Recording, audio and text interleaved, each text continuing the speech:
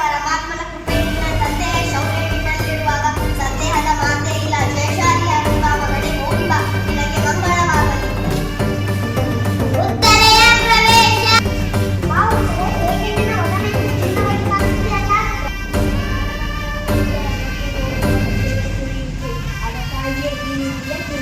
ಚಿಂತಿಸಬೇಡ. ನಾನು ಈ ಯುದ್ಧದಲ್ಲಿ ಜಯಶಾಲಿಯಾಗಿ ಹಿಂದಿರುಗುತ್ತೇನೆ.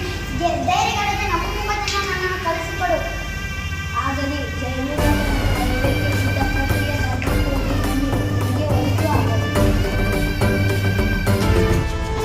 ಸೂರ್ಯನಂತೆ ಪ್ರಕಾಶಿಸುತ್ತಾ ರಥವೆಣ್ಣೆಯಲ್ಲಿ ಯುದ್ಧಭೂಮಿಗೆ ಪ್ರವೇಶ ಮಾಡುತ್ತಾನೆ.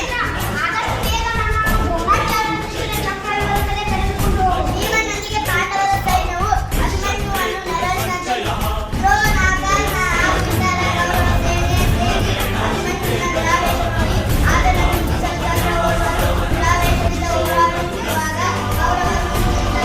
ಅಭಿಮನ್ಯುವಿನ ಕೈಗಳನ್ನು ಬದಲಿಸುವರು.